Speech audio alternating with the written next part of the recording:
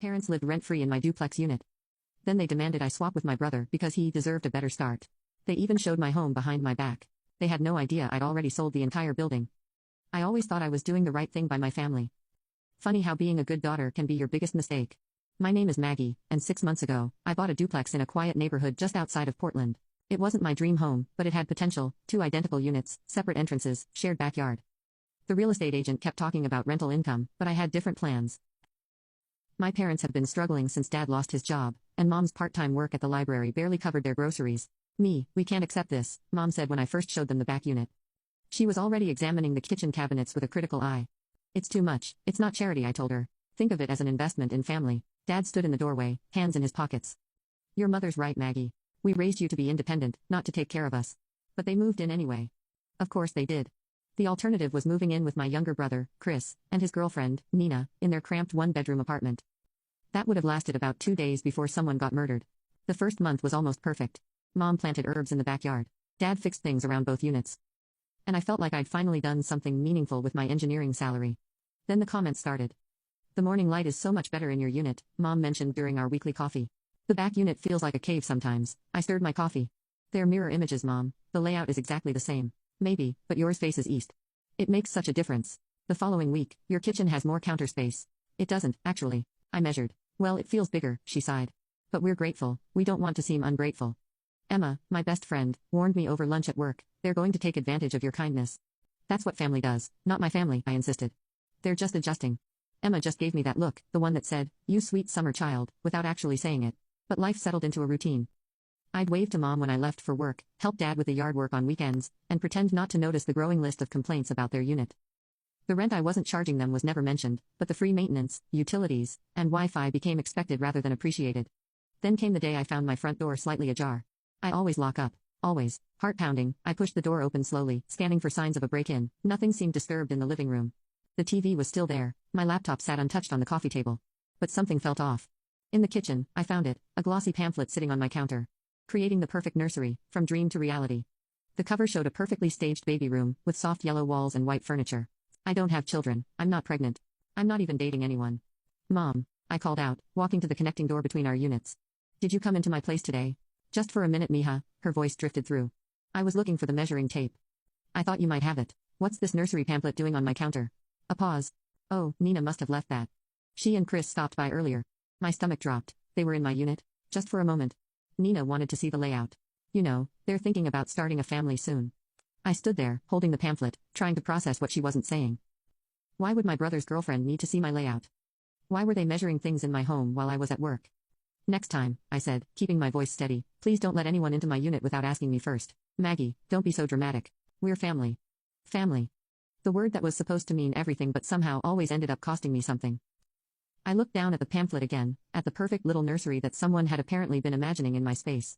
My phone buzzed, a text from Emma. Girl, you need to see what Nina just posted on Instagram. I had a feeling my quiet life was about to get very complicated. Nina's Instagram story showed her spinning in what was unmistakably my master bathroom. Future home tour, read the caption, complete with heart emojis. The cream-colored tiles I'd picked out myself were clearly visible behind her. I replayed it 3 times before calling Emma. Tell me I'm not crazy, I said when she picked up. You're not crazy. That's definitely your bathroom. What the hell is going on? Before I could answer, my phone buzzed with a text. It was from Chris, but clearly not meant for me. Mom says Mags will cave once we explain. She's always been practical about these things. My hand shook as I screenshot it. A second later, sorry sis, wrong chat. I marched straight to my parents' unit and knocked hard. Mom opened the door, already wearing that expression, the one that said she was prepared to explain why whatever she'd done was actually for the best. We need to talk, I said, walking past her into their living room. Dad was in his usual spot on the recliner, pretending to be absorbed in his crossword puzzle. About what, Misha? I held up my phone, showing Nina's video. About why my brother's girlfriend is giving tours of my home on social media. Mom sat down, smoothing her skirt. We were going to discuss this with you properly. Chris and Nina are ready to start a family. They need more space, and your unit would be perfect for them. The back unit is fine for one person. You're always at work anyway. The casual way she said it, like she was suggesting I swap parking spots, not give up my home, made my chest tight. Let me get this straight, I said. You want me to give up the unit I own, that I pay the mortgage on, so Chris can have it? Not give up, Dad finally spoke, still not looking up. Trade, you'd still have a place to live. A smaller place. A darker place. The place you've been complaining about for months. Mom waved her hand dismissively. Those were just observations, not complaints. Besides, Chris needs, I cut her off. What about what I need? You're established, Micah. You have your career, Chris is just starting out. Nina wants to be a stay-at-home mom. They need the support. And I don't. I bought this place. I gave you a free place to live. How is that not supporting family? That's different, Mom said. She trailed off. I'm what? You're fine on your own. You always have been. The words hit like a slap. I'd heard variations of this my entire life. Maggie's fine, Maggie's strong. Maggie doesn't need help, Maggie can handle it. And Chris? Chris isn't fine on his own. He's 27, Mom. When does he start handling things himself? Family helps family, Dad muttered from his corner. Really, is that what this is? Because from where I'm standing, it looks like family takes advantage of family. Mom's face hardened. You're being selfish. This isn't just about you anymore. Think about your future niece or nephew. My theoretical future niece or nephew needs my specific unit. The one I bought, the one I live in. Nina's already picked out paint colors, Mom said, as if this settled everything. She has such vision for the space. I laughed. I couldn't help it. The absurdity of it all, the entitlement, the assumptions, the complete disregard for my feelings. It was either laugh or scream. No, I said simply. No, I'm not trading units. No, Chris and Nina aren't moving in here. No, this conversation isn't happening. Mom's eyes narrowed. Just say you don't want us here. I wanted you here. I wanted to help. What I don't want is to be pushed out of my own home to make room for your favorite child. That's not fair, neither is this. I walked out, ignoring Mom calling after me. Back in my unit, I called Emma. How bad? She asked. Remember when we were kids, and Chris broke my science project the night before it was due, and somehow I ended up apologizing to him. That bad? Worse. They're acting like I'm selfish for not giving up my home to my baby brother. Emma was quiet for a moment. You know what this means, right? What? It's time to stop being the good daughter and start being smart. Get out of your feelings, and get into your bank account. I stared at the nursery pamphlet still sitting on my counter. What do you mean? I might know someone. A real estate agent named Kingsley. Want his number? I thought about Chris's text, about Mom's dismissal, about the measuring tape. Yes, I said, I think I do. The motion detector alert pinged on my phone at 2:17 p.m. I'd installed it that morning, a small inconspicuous device pointed at my front door. Now, sitting in my office cubicle, I watched the live feed as Chris and Dad slipped into my unit. Are you sure she's at work? Chris's voice came through clearly. She never comes home before 5, Dad replied. Where's the measuring tape? I turned up my phone's volume, hands trembling. Got it. Nina wants to make sure a king bed will fit in here. The camera caught Chris stretching the tape across my bedroom wall. Mom said Maggie will come around once we explain the baby thing. Your mother has a way of handling her. Yeah, Mags always caves eventually. Remember when she gave me her car in college? Dad chuckled. The Toyota. Your mother convinced her you needed it more for your pizza delivery job than she did for her engineering internship. Good times. Hey, do you think these closets are big enough for a nursery conversion? I clicked off the feed, my coffee turning sour in my stomach. Emma's desk was 2 cubicles over. I messaged her, need lunch now. 20 minutes later, we sat in her car parked behind the office building. I showed her the video. Those entitled little. Emma cut herself off. Please tell me you called the police. And say what? My father and brother used a key my mother gave them to measure my bedroom for furniture. They'll never buy. Point taken, she said, pulling out her phone. But I'm calling Kingsley now. This is getting creepy. The real estate agent you mentioned. He's handling several properties on your block. There's this investment firm buying up buildings. They're paying above market if you can deliver vacant units. Vacant? I watched her dial. You mean kick out my parents? I mean stop being a doormat and start being strategic. She put the phone on speaker. Kingsley answered on the second ring, his voice smooth and professional. Emma, perfect timing. How's your friend? Ready to talk numbers, Emma said, giving me a pointed look. Excellent. The firm I represent, Reed Scott Investments, is very interested in your area. They're paying premium prices for multi-unit properties, especially duplexes. But they need them empty. I thought about the measuring tape, about Nina's Instagram tour, about Mom's dismissal of my feelings. How premium are we talking? He named a figure that made me choke on my iced tea. That's significant, I managed. The catch is the timeline. They want to close fast, 3 weeks max. Both units need to be vacated before closing. Emma muted the phone. Think about it. You could buy a nice condo with that money. One with a view, one without entitled family members measuring your closets. I unmuted. Can you send me the paperwork? I'll email it today. Just remember, discretion is key until we're ready to move. These deals work best when everyone finds out at once. After hanging up, Emma studied my face. You okay? I don't know. This feels justified. I was going to say terrifying. My phone buzzed, a voice memo in the family group chat. Chris's excited voice filled the car. Mom, Dad, I can't thank you enough for making this happen. This is my first big step toward real adulthood, and I couldn't do it without you guys. Nina's already planning the baby's room. Emma raised an eyebrow, still terrified. I played the message again, letting the entitled confidence in my brother's voice wash over me. He hadn't even bothered to remove me from the chat. That's how certain they were I'd cave. Send me Kingsley's email, I said.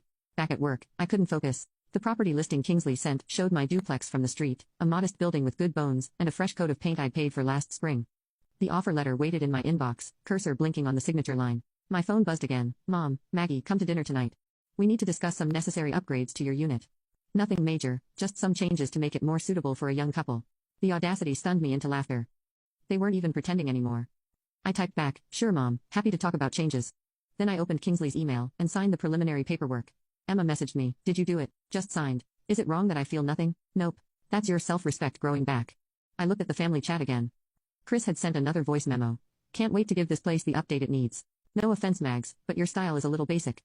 My fingers hovered over the phone, tempted to tell him exactly how basic he'd find apartment hunting with no free options. Instead, I closed the chat and emailed Kingsley, "Papers signed. Let's make this happen." Sometimes the best revenge isn't a loud confrontation. Sometimes it's a quiet signature on a document no one sees coming. Kingsley's office was exactly what you'd expect, all glass, chrome, and expensive coffee. He wore a tailored suit that probably cost more than my first car, and smiled like someone who knew the value of everything. "Reed Scott is very interested in your property," he said, sliding a folder across his desk. "Location, condition, potential, it checks all their boxes. And they really need both units empty. Company policy, they're planning significant renovations." He paused. "I understand there might be some personal complications." I thought about the text Mom had sent that morning. "Nina's parents want to see the nursery space next week. We'll use your spare key." "No complications," I said, opening the folder. "Just timing." The numbers made my head spin. The down payment alone could fund a decent condo purchase. The full amount would let me buy something outright, in a better neighborhood. 3 weeks is fast, I said. That's why the offer is so generous. Reed Scott values efficiency. He tapped the papers. "Of course, if it's too rushed, it's not." I reached for a pen. "Where do I sign?" As I scrolled my signature across multiple pages, Kingsley explained the process. The deposit would clear in days. The full payment would be ready at closing. All I had to do was ensure both units were vacant. "How do you usually handle the notification process?" I asked. "Typically, we post formal notices once the deal is firm. But given your unique situation, you might want to handle it differently." "You mean tell them myself?" he shrugged. "Sometimes it's easier to let the paperwork do the talking." Back at work, Emma brought coffee to my desk. "Well, it's done. 3 weeks until closing. How do you feel?" I stared at my computer screen, where an email from Mom sat unopened. "Suggestions for your unit upgrades attached." Like I'm either the worst daughter in history or the first sane person in my family. "Try option B," Emma said, perching on my desk. "Have you started looking for new places?" "Found a few possibilities. There's this condo downtown." My phone buzzed. "Cray sis. Nina's parents are coming by next week to see the place. Mom said you're cool with it." I typed back, "Sorry, busy with work. Can't make it." 3 dots appeared as he typed. "No worries. We have keys." The casual entitlement made my decision easier. I opened Mom's email. The attached document was titled, "Necessary Changes for Chris and Nina's New Home." The list was extensive. Removal personal items from master bedroom. Nina needs a clean slate. Paint walls neutral colors, current colors too dark. Replace shower head, Chris prefers rainfall style. Install new closet organizers, Nina needs more shoe space. Remove office desk, nursery space. At the bottom, Mom had added, "We can start on these this weekend. No need to thank us, we're happy to help." Emma read over my shoulder. "Oh hell no. It gets better," I said, scrolling down. "They've created a timeline for my move to the back unit. Apparently, I should be out by the end of the month so they can prepare the space properly for Chris and Nina." The end of the month, that's 1 week before the actual eviction notices go up. Talk about karma. I closed the email without responding and pulled up local real estate listings. A corner unit caught my eye, 12th floor, city views, no family members with spare keys. "That's the one," Emma said, pointing at the screen. "Look at that balcony." My phone buzzed again. Nina had posted another Instagram story. "Can't wait to transform this space. Sorry about the current decor, previous occupant's taste was a bit basic." The previous occupant, that's what I'd become in my own home. I clicked the contact button on the condo listing and scheduled a viewing for that afternoon. "Want company?" Emma asked. "Actually, yes. I need someone to remind me I'm not crazy." "You're not crazy. You're just finally standing up for yourself." I glanced at my phone as another message came through. "Dad this time. Your mother's put a lot of thought into these upgrades. Don't make this difficult. Don't make this difficult." The family motto, at least when it came to me. Give in, go along, don't rock the boat. I turned off my phone and grabbed my keys. "Let's go look at my future home. One without a guest key under the mat." Emma grinned. "Now that's the spirit." As we left the office, I felt lighter than I had in months. In 3 weeks, they'd learn what happens when you push too far. In 3 weeks I'd be free, but first, I had a condo to buy and a poker face to perfect. "This sauce is delicious, Micah," Mom said, helping herself to more pasta. Though the kitchen in the back unit doesn't have enough counter space for proper cooking. I smiled and refilled her wine glass. Family dinner, my last one in this house, though they didn't know it yet. 2 weeks until closing, and I'd mastered the art of nodding along. "I've been thinking about what you said," I told her, watching her face light up. "About the unit swap." Chris nearly choked on his garlic bread. "Really, you're okay with it?" "Well, you know what they say. Family first." The words tasted like vinegar. Nina clapped her hands. "Oh my god, this is perfect. I already have paint samples picked out, and wait until you see the nursery mood board I created." Dad looked uncomfortable, like he always did when things went too smoothly. "That's very generous of you, Maggie." "It's nothing," I said, standing to clear plates. "Just let me think about the timing later." After they'd gone back to their unit, I checked another item off my secret to-do list: host last family dinner. Next up, remove name from utility bills. My phone buzzed with a text from Kingsley. Paperwork finalized. Reed Scott confirms closing date. Notices go up in 1 week. I'd already moved most of my important stuff to a storage unit. The condo downtown was mine, bought with the deposit money, keys already in hand. Emma had helped me move boxes at night, careful not to raise suspicion. Mags. Chris's voice came through the connecting door. Can I come in? Sure. I quickly closed the moving checklist on my phone. He entered, looking around my half-packed living room. Just wanted to say thanks. This means everything to us. Of course, I gestured to a box. Just organizing some things. Need help packing? He picked up a framed photo of us as kids.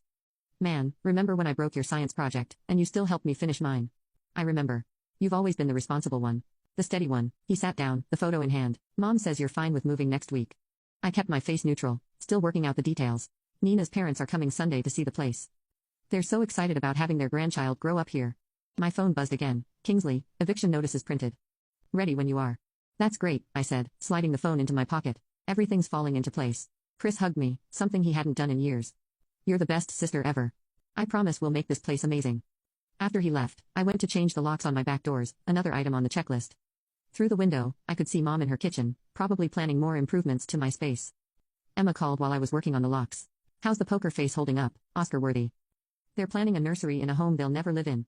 When do the notices go up? 1 week, right after Nina's parents' grand tour. I finished with the lock. Mom sent me another list of demands today. Apparently, my kitchen cabinets need updating before Chris moves in. The audacity is almost impressive. You should see the mood board Nina made. She's planning to paint over the walls I just redid last year. How's the new place looking?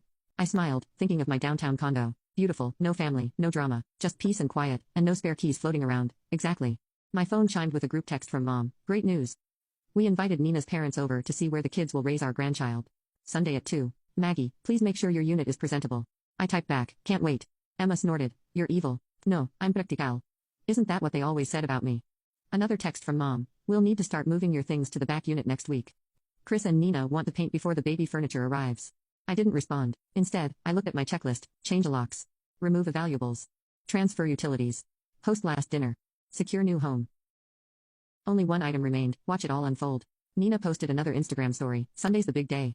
Can't wait to show everyone our future home. I saved the story, something to look at when the guilt crept in. Though, surprisingly, it hadn't yet. Maybe because every presumptuous text, every entitled demand, every boundary crossed had slowly killed whatever guilt I might have felt. 1 more week of pretending. 1 more week of nodding and smiling. 1 more week until they learned what happens when you mistake kindness for weakness. I turned off the lights in my almost empty home and went to bed, dreaming of karma in the form of eviction notices. The eviction notices went up at exactly 9 a.m. on Monday. I heard Mom scream from my unit, followed by rapid pounding on my door. Maggie, Maggie, open up. I took a deep breath and opened the door. Mom thrust the notice in my face, her hand shaking. What is this, some kind of joke? I made a show of reading the paper. Notice of eviction, property sold, 3 weeks to vacate. I looked up. I got one too. This can't be legal. Chris burst through the door, Nina trailing behind him. They can't just sell the building. Actually, I said, they can. I already called the number on the notice. Dad appeared last, his face ashen. What did they say? Some company called Reed Scott Investments bought the whole building. They're renovating both units. Nina started crying. But the nursery. We had everything planned. I'm sure we can figure something out, Mom said, patting Nina's shoulder. Maggie, call them back. Tell them you own this unit. Owned, I corrected. The sale's already final. Chris grabbed his phone. I'm calling a lawyer. They can't do this to us. Right on cue, a sleek black car pulled up outside. Kingsley stepped out, briefcase in hand. Perfect timing, I said. That's the real estate agent. We all watched through the window as Kingsley approached, looking every bit the professional businessman. He knocked on the door. Good morning, he said when I opened it. I represent Reed Scott Investments. I see you've received our notices. Mom pushed forward. This is a mistake. My daughter owns this building. Former owner, Kingsley corrected smoothly, opening his briefcase. The sale was finalized last week. I have the paperwork here. Chris snatched the documents, scanning them frantically. This can't be. Wait, he looked up at me. These are dated 2 weeks ago. You knew about this. I kept my face carefully neutral. I got the same offer you're holding. Reed Scott has been buying properties all over the neighborhood. Why didn't you tell us? Nina demanded. Would it have mattered? The offer was too good to pass up. Mom's face went from red to white. You sold it without telling us. Like how you were giving away my unit without telling me. The silence was deafening. Kingsley cleared his throat. The terms are quite clear. Both units must be vacated within 3 weeks. Reed Scott is prepared to offer a modest relocation allowance to assist with moving expenses. Relocation allowance? Chris laughed bitterly. Our whole future was planned here. Your future, I said quietly, in my home that you measured behind my back. Understanding dawned on Dad's face first. Maggie, the notices are legal, Kingsley continued. All paperwork is in order. I suggest you use this time to secure new housing arrangements. Nina burst into fresh tears. But my parents already bought us nursery furniture. It's being delivered next week. I'd suggest canceling that delivery, I said. Mom stepped close to me, her voice dropping to a whisper. You planned this. You're no longer our daughter. Funny, I replied just as quietly. I stopped feeling like your daughter when you decided my home belonged to Chris. Kingsley handed out information packets. These contain local rental listings and moving company recommendations. Reed Scott appreciates your cooperation in this matter. Chris crumpled his packet. This isn't over. We'll fight this. Feel free, Kingsley said, though I should mention the sale contract is ironclad. Ms. Valdez's lawyer made sure of that. All eyes turned to me. You had a lawyer? Dad asked. I learned from the best, I said. Family first, right? Nina stormed out, followed by Chris shouting about lawsuits. Mom stood frozen, clutching her eviction notice like a lifeline. 3 weeks, Kingsley reminded them. After that, any remaining occupants will be removed by law enforcement. Dad took Mom's arm. Come on, Yolanda. We need to think. They left without looking at me. Kingsley waited until they were gone before speaking. Cleanly done, he said. The closing documents are ready whenever you are. I nodded, watching through the window as my family huddled in their unit, probably already plotting their next move. You know they'll try to fight this, he warned. Let them try. I learned something important recently. What's that? Sometimes the best revenge isn't just serving karma. It's serving it with proper paperwork. He smiled and headed back to his car. I closed the door on my empty unit, feeling lighter than I had in months. My phone buzzed. Emma, did it happen? It's done, I typed back. Freedom comes in 3 weeks. How do you feel? I looked at the nursery mood board Nina had left on my counter last week. Like I finally grew a spine, I replied. And it feels amazing. Moving day arrived with the screech of truck brakes and the thud of boxes. I stood with Emma on the sidewalk, watching the movers empty both units. Mom and Dad's furniture went into a storage unit. They'd found a small apartment across town. My remaining things headed straight to my new condo. They're still not speaking to you? Emma asked. Chris tried serving me with lawsuit papers yesterday. His lawyer took one look at the sale contract and dropped the case. A crash from inside made us both jump. Nina stormed out, mascara running. This is all your fault, she screamed at me. You had my home planned, I corrected. There's a difference. We're family. Family doesn't measure rooms behind each other's backs. She threw her hands up. It was just measuring. We were trying to plan our future. In my house, without asking. Because we knew you'd say no. Exactly. I watched the movers carry out the couch I'd bought last year. And that should have been your answer. Chris appeared behind her, looking deflated. Come on, Nina, it's not worth it. Not worth it, she whirled on him. Your sister just destroyed our future, and it's not worth it. Our future? I laughed. You mean the future where you redecorate my home, raise your kids in my space, and I, what? Disappear into the back unit like a good little sister. You're just jealous, she spat. Jealous that we're starting a family, and you're alone. Emma stepped forward, but I held up a hand. I'm not alone, Nina, I'm free. There's a difference. Free to what? Live in some soulless condo while we struggle to find a place. You could try paying for one, I suggested. Like I did. Chris grabbed Nina's arm. Let's go. We need to finish packing. This was our only shot, she yelled at him. Your parents promised us this place. It was never their place to promise, I said quietly. Nina jerked away from Chris. You're just a little boy who never grew up, she snapped, and I'm done waiting for you to figure it out. We watched her storm to her car and peel away from the curb. Chris stood there, looking lost. This was supposed to be my chance to prove myself. Prove yourself by taking what's mine. You always had everything figured out, he said. The good job, the house, the plan. I figured it out by working for it. Try it sometime. He shook his head. You don't understand. Mom and Dad what? Promised you my home. Taught you that taking from me was okay. Made you think you deserved what I worked for. They just wanted. I know what they wanted. They wanted you settled, comfortable, taken care of. And I was supposed to make that happen by giving up everything I built. A moving truck pulled away, leaving the driveway empty. Through the windows, I could see Mom sitting in their bare living room, staring at nothing. You should have paid for your own future, I told Chris. Instead of trying to steal mine. He walked away without responding, shoulders slumped. Dad came out next, carrying a small box of photos. Your mother kept every school picture, he said, not quite looking at me. Even the ones where you wouldn't smile. I wasn't much for faking happiness. Even then. He shifted the box. We really thought you'd understand about Chris needing a chance. I understand perfectly, I said. I just stopped agreeing. Mom appeared in the doorway. We're ready, she told Dad, ignoring me completely. They got into their packed car without another word. As they pulled away, I saw Mom wipe her eyes. Emma touched my arm. You okay? Honestly, yes. I watched the last moving truck disappear around the corner. It hurts, but not as much as letting them take everything would have.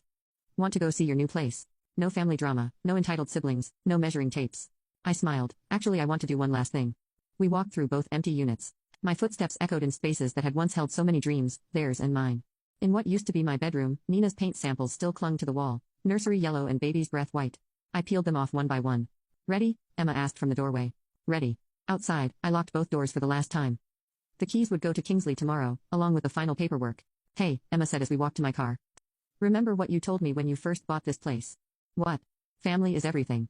Funny how, what? Family is everything. Funny how things change. I look back at the empty duplex. Family is everything, I agreed, until it costs you everything. The city lights sparkled through my new floor-to-ceiling windows as Emma poured the wine. My condo felt different from the duplex, cleaner, lighter, like the air itself had been filtered of guilt and obligation. Two-piece purchased in cold cash, Emma toasted. My phone buzzed. A text from Kingsley. Reed Scott just listed the duplex. Asking price is double what they paid. Wow, Emma peered at the screen. They're not wasting any time. Good for them. I scrolled through the listing photos. They'd already gutted both units, stripped away every trace of the life I'd built there, the dreams my family had tried to steal. Still no word from any of them. Chris sent a drunk text last week, something about Nina moving back home to her parents. Apparently, she's done waiting for him to become an adult. And your parents? Mom blocked my number. Dad sends one-word responses to holiday messages. It's actually peaceful. A notification popped up. Nina had untagged me from all her future home posts. The nursery mood board disappeared from my feed, like it had never existed. You know what's funny? I said, walking to the window. I used to lie awake wondering if I was being too harsh, if maybe I should have just given in, moved to the back unit, let them have their way. And now I sleep just fine. Emma joined me at the window. Below, the city moved in its usual rhythm, people going places, building things, making their own way. I ran into your mom at the grocery store, Emma said quietly. She was comparing prices on canned soup. Living within their means for once.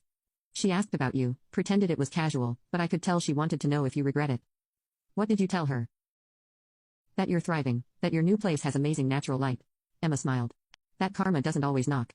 Sometimes she signs title paperwork. I laughed, remembering Mom's face when Kingsley showed up with those eviction notices. Think they learned anything? Chris did. He's working 2 jobs now, trying to save for his own place. No more waiting for handouts. My phone buzzed again, a number I didn't recognize. The text read, "It's Dad, got a new phone. Your mother won't admit it, but she misses you." I showed Emma the message. Are you going to respond? I thought about it, really thought about it. Maybe when they're ready to see me as an adult with boundaries, not just a resource to exploit. And if they never are, then I'll keep enjoying my view. Emma refilled our glasses. Remember in college when Chris borrowed your car and crashed it? Your parents made you split the insurance deductible with him because family helps family. God, I'd almost forgotten about that. You haven't forgotten anything. You just stopped accepting it. The city lights blurred slightly as I blinked back unexpected tears. I miss who I thought they were, the family I wanted them to be. But not who they actually are. No, not anymore. Another text from Dad. We made mistakes. Big ones. I watched the cursor blink, waiting for more. Nothing came. That's new, Emma said, admitting mistakes. Too little, too late. I put the phone down. They can keep their regrets. I'm keeping my peace. The moon rose over the city skyline, casting long shadows through my new home. No measuring tapes here, no nursery plans, no guilt. Emma raised her glass again, to boundaries, to consequences, to finally putting yourself first. My phone lit up one last time. Kingsley, Reed Scott got an offer on the duplex. Above asking price. Karma's profitable these days. I smiled and turned off my phone. Let Reed Scott have their profit. I got something better. Freedom. You know what the best part is, I told Emma, sinking into my new couch. I don't have a spare key hidden anywhere. She laughed. No more surprise tours. No more surprise anything. Outside, the city hummed with possibility. Inside, my space stayed mine, measured only by my own dreams, decorated only with my own choices. The guilt had faded, replaced by something stronger, certainty. They say home is where the heart is. But sometimes, home is where you finally learn to protect your heart, even from family. Especially from family. I raised my glass to the city lights, to empty rooms filled with peace, to karma's perfect timing, to measuring life by my own standards, not theirs. And somewhere in the night, a family learned that actions have consequences, entitlement has limits, and some bridges, once burned, light the way to better.